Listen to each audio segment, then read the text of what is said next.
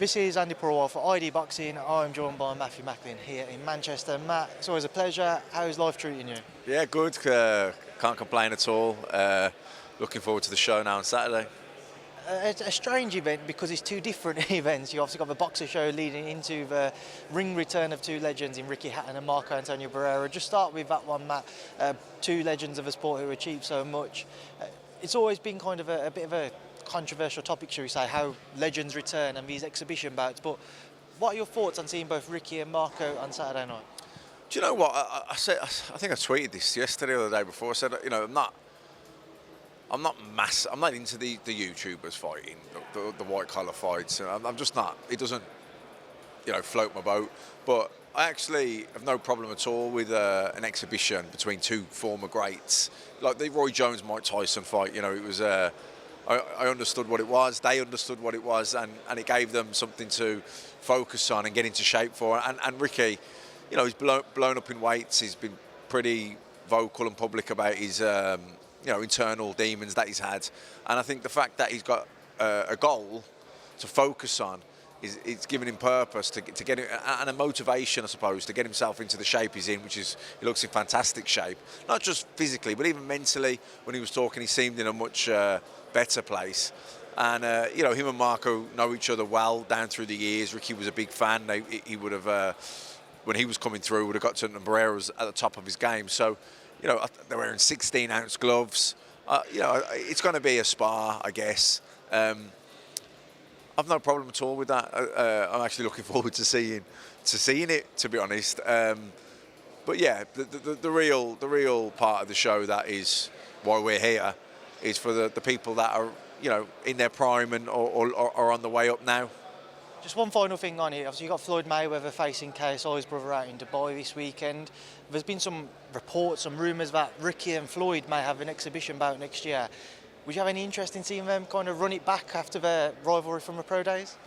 I mean, not really. I think I think these exhibitions are okay as one-offs. Like I say, maybe you're in retirement, struggling for a bit of a goal, a purpose, and it gives them something to, I don't know, maybe they just tick that box, scratch that itch, and in the meantime get themselves into shape, and then try and maintain that. Where, you know, I don't really see, you know, to go on and do it again and again, it's kind of, you've moved away from the initial aim or the initial purpose of it. So I don't know if I'm that interested in seeing many more of them. Look, they fought in their prime. That's when we wanted to see the fight. That's when it meant something. You know, really now, I don't see what anyone's benefiting from that, really. They're both, you know, older now. They've had their career. It's been and gone. It was amazing for both of them at the time. I'd like to see both of them just move into a place of contentment and peace, you know. So yeah, I think one-offs to give themselves the sort of focus and motivation to get themselves into good shape, and I'd like just to see them kind of move into retirement happy. As you mentioned, kind of the main reason behind us being here is that show, which has a lot of the up-and-comers. But at the top of the bill, we have a 38-year-old Natasha Jonas who doesn't look it, and she continues to kind of roll back the years when she enters the ring. What do you make of her unification bout with Dicaire? Yeah, look, it's great to see her. You know, it was I think it was her third world title shot, wasn't it, when she won the world title earlier in the year in Manchester. We're back up here again now. You know, looking to add another world title. You know, she's really on a roll. You know, she's doing some punditry work as well. Her profile's growing all the time. Yeah, I think she's on a great run at the minute, and women's boxing has really come on leaps and bounds the last few years. In particular, the media attention, the fans are really kind of sold on it now. There isn't the strength in depth, so they probably can go on for a little bit longer, and they can move up and down the weights. But I think Natasha's certainly one of the stars in women's boxing. What do you expect from that main event, Matt? Do you know much about Mary Dicaire? No, you know, she's a solid opponent. She'll be coming with her own ambitions. But I think as long as Tasha executes the game plan that she'll have worked on with Joe Gallagher, then I think she should come through it. I know Tasha won't want to look beyond Saturday night, but there's obviously a lot of talk about what could be next for her. Clarke-Sokolowski has been mentioned if she moves back down to 154. Chantel Cameron became undisputed champion the other week. Katie Taylor's about again, another name being mentioned for a potential rematch. Terry Harper at 154 to become undisputed there. What would you like to see next for Tasha, though? If you was kind of advising or able to manage her, what would be your advice? I think any of those, really, any of those big fights. Maybe, look, I think Clarissa coming down, I think the fact that she's gone up already, Natasha, I think she'll be giving a lot of weight away there. Probably don't really want to see that one, if I'm honest, just because of the weight difference. You know, Michaela Meyer, she could probably move up in weight now. I don't know what she's doing. You know, since the loss to Alicia Baumgardner, but wouldn't shock me if she wanted to move up in weight because she's big for her weight. So maybe that could be a fight that could be made. Obviously, Top Rank have a deal with Sky Boxer as well, so it would be an easy fight to make. Chantel Cameron, another good fight, but she's probably on her own journey. She's obviously with Eddie and Matchroom, so probably a few obstacles in the way of making that fight happen. But I think certainly the Michaela Mayer fight, that could be the one. I think that's a realistic fight that could happen. Dalton Smith returns to Sky as he faces Casey Benjamin and defends that British title. A supreme talent, Matt. Excited to see him back on Sky Sports? Definitely. Talented kid, good fighter, can punch, box. Like, yeah, an awful lot to like about him. I think he's 25. Yeah, so, you know, he's probably few years off his peak. But, you know, British title fights, they're brilliant. We see some of the best fights we ever see, our British title fights. Casey Benjamin can punch, she's coming to win. I think Dalton Smith, a pretty strong favourite, should have too much for him, but, you know, only takes one punch and, you know, Casey Benjamin can crack a bit. A lot of people have spoken this week about the potential super fight at some point happening between Dalton Smith and Azim. Obviously, Adam just tied in a long-term deal with Sky Sports and boxer. Dalton, by all accounts, is a free agent beyond Saturday night. How excited would you be for a potential fight, say in 2-3 years' time, between Dalton and Adam? Yeah, of course. I mean, a lot has to happen. You know, 3 years' time, you know, they've both got to stay winning. You know, maybe one of them will move up in weight by then as well. You don't know. So, look, you can't predict 3 years down the line, but certainly both of them look like to have promising careers. I think they're both going to go on and achieve big things, and you know, if they do keep winning and they stay at the weight they're at, then I think it's inevitable that their paths will cross. Fraser Clarke, Sokolowski. Obviously, Sokolowski, very well known to people within the boxing world and a deceiving record at that. Are you kind of relieved that Fraser now has a step up? He's had some misfortune in his opening bouts in terms of his opponents who have had to step in at late notice, but now he's in with a real test, and in Sokolowski, someone who will come and give it his best to try and win himself.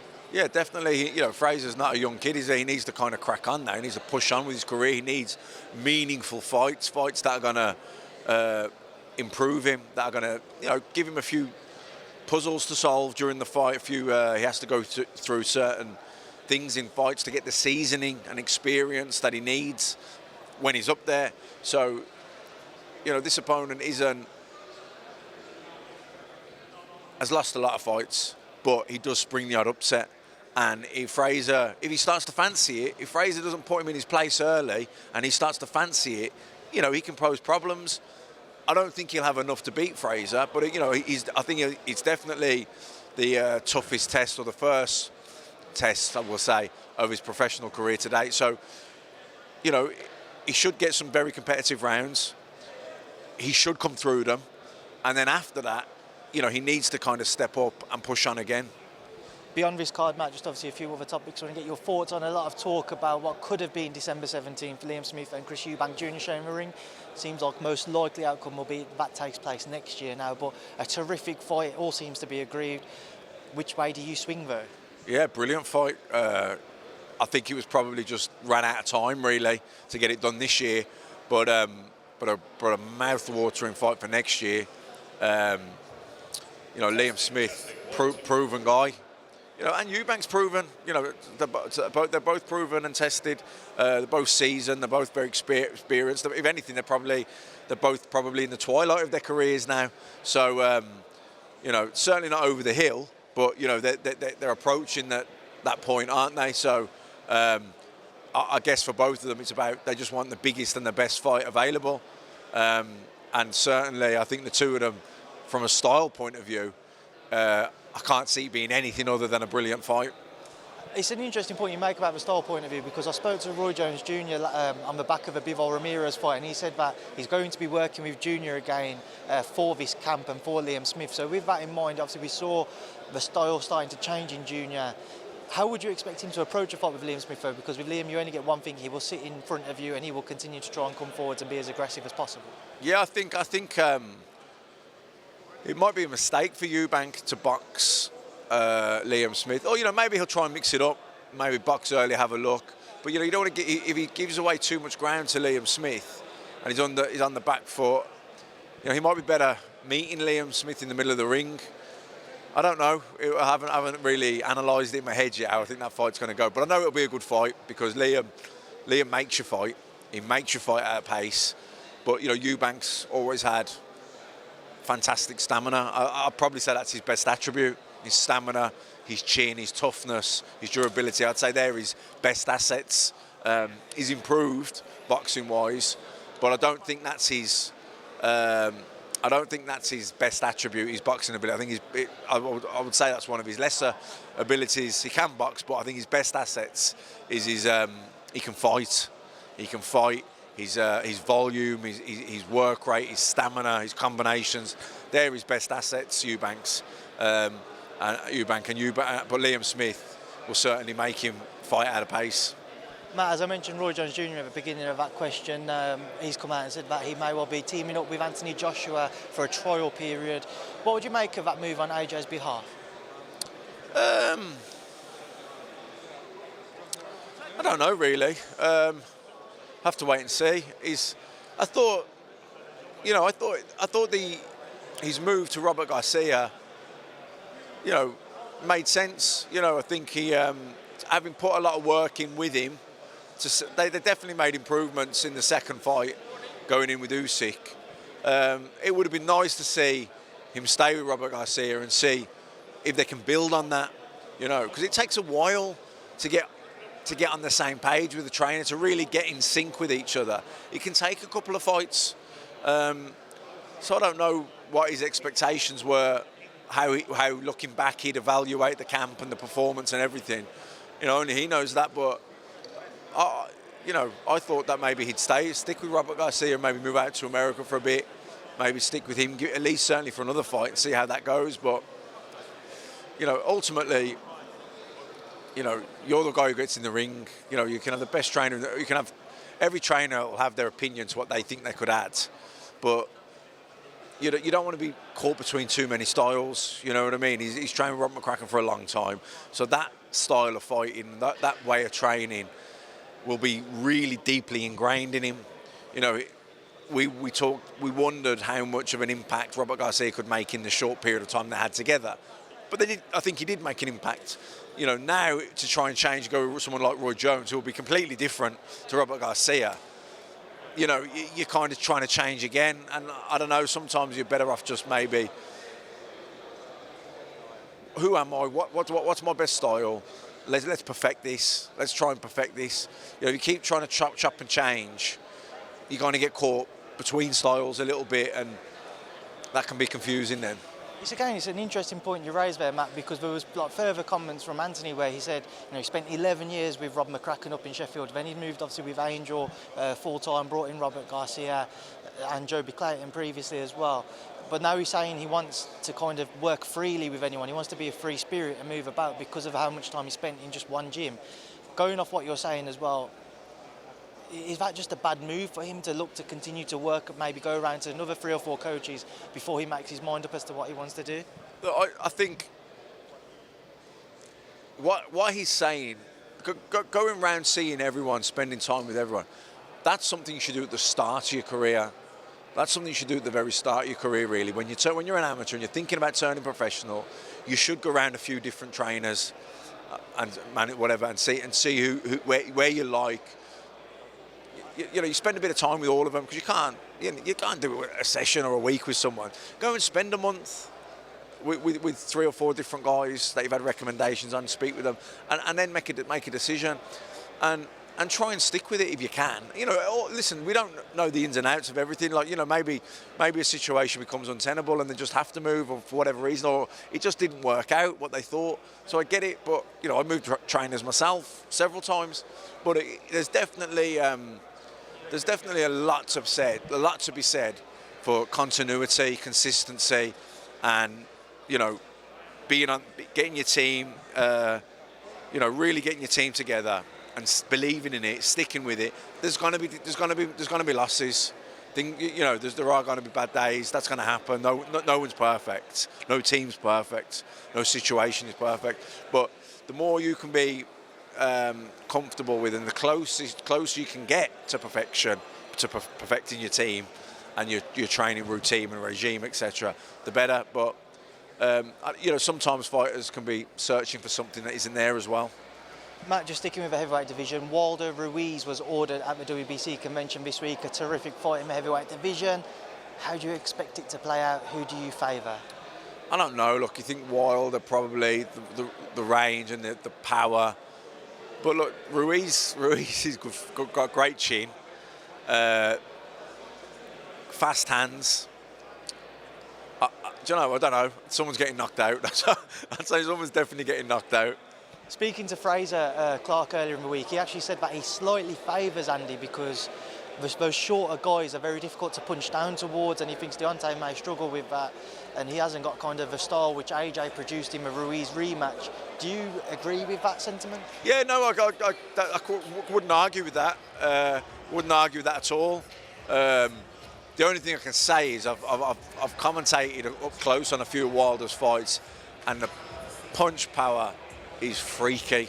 It's devastating, and Andi Ruiz is small. Like he hits that hard that he hits guys almost through their gloves, and they still get hurt. So I don't know.